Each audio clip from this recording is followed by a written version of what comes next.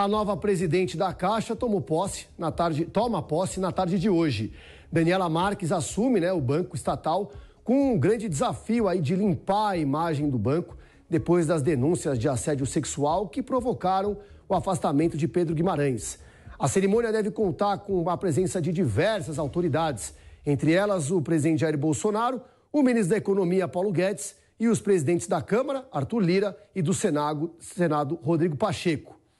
Roberto Mota, Daniela disse que a Caixa vai abraçar e ser a mãe da causa feminina para poder mudar essa página. Nós a entrevistamos aqui, eu tive uma excelente impressão, me parece uma excelente escolha, uma escolha simbólica que mostra a determinação do presidente, do governo, de esclarecer de uma vez esse assunto. A Daniela é uma pessoa experiente, ela fez parte da equipe do Paulo Guedes, ela tem grande experiência no mercado financeiro, que é uma área tradicionalmente agressiva, árida, não é muito receptiva à participação de mulheres, e ela contou um pouco dessa história na entrevista. É uma pessoa destemida, tem uma excelente capacidade de comunicação, uma postura muito assertiva e nos passou um senso de missão muito grande. Ela fez questão de dizer que recebeu carta branca do presidente Bolsonaro para fazer o que tem que ser feito. E ela está fazendo, está contratando uma firma externa para conduzir as investigações e resolver de vez essa questão.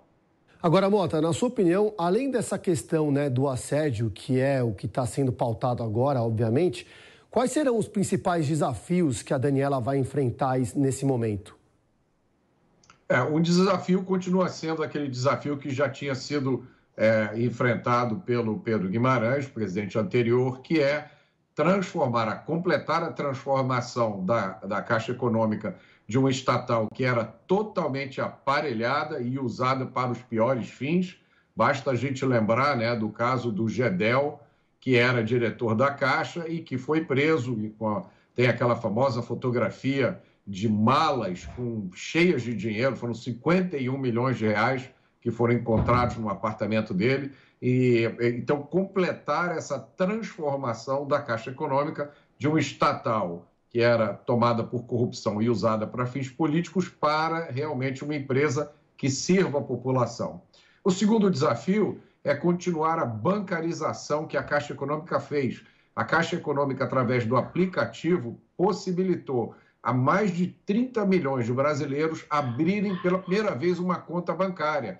E essa conta bancária permitiu que fosse pago o Auxílio Brasil durante a pandemia. É um recorde no mundo. Não existe no planeta uma instituição que tenha trazido tanta gente para o ambiente bancário. E o desafio agora é continuar com esse processo, levar mais benefícios, usar esse canal para atingir mais pessoas.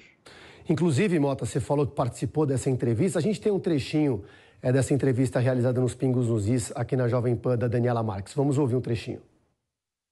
A aprovação da contratação de uma empresa independente de investigação. Esse processo deve ser concluído ainda essa semana para que essa empresa se junte e vai ficar exclusivamente responsável por a apuração de todas as denúncias. Segundo passo que a gente aprovou foi o afastamento de algumas pessoas envolvidas. Eu tenho dito, os indícios e as denúncias são sérias, os fatos são graves, mas a gente tem que ter muita responsabilidade para apurar com todo o critério, com todo o rigor, mas principalmente com muita independência e credibilidade nesse processo. Quer acrescentar alguma coisa, Mota, no que a Daniela falou?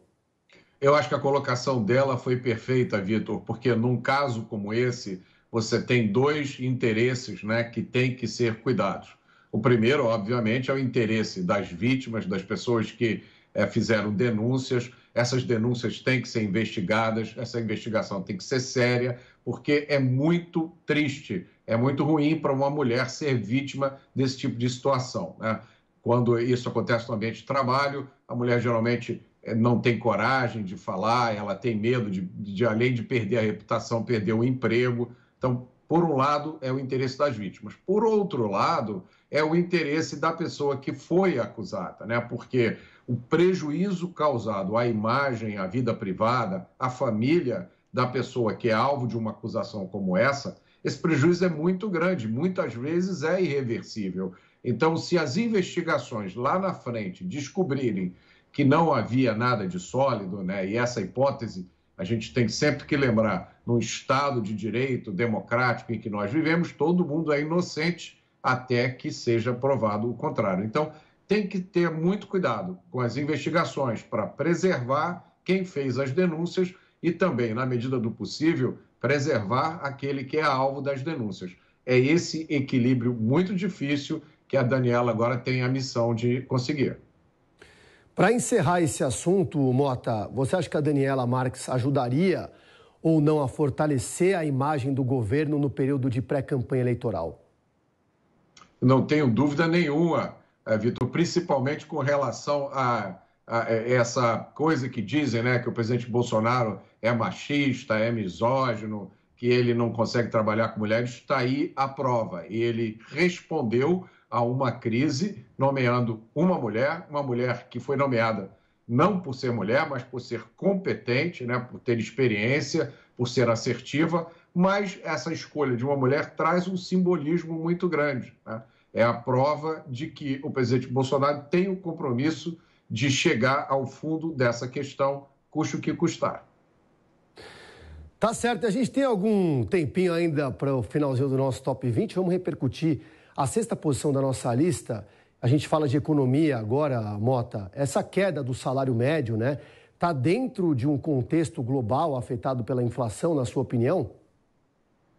Sem dúvida, Vitor. Na semana passada, eu acredito, nós ouvimos a divulgação de uma pesquisa que foi conduzida pela FGV Social sobre pobreza. E essa pesquisa mostrava que a pobreza no Brasil aumentou em 2015 e 2016, que foram os 2 últimos anos do mandato da presidente Dilma, em 2017 e 2018, que foram os 2 anos do presidente Temer.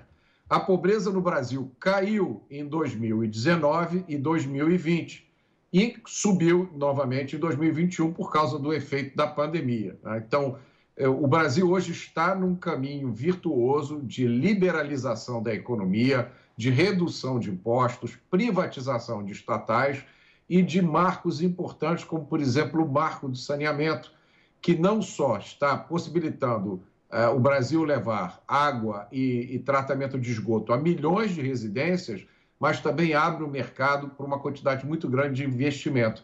Isso é o mais importante. Uma crise, ela tem começo, meio e fim. A crise, a gente sai dela em um determinado momento. O importante é que a gente saia dela caminhando na direção correta. E isso que está acontecendo hoje na economia brasileira. Agora, 11h57, Mota, ainda sobre esse assunto, os últimos números do IBGE mostram o Brasil numa melhora econômica, né? Como que você vê esse cenário até as eleições?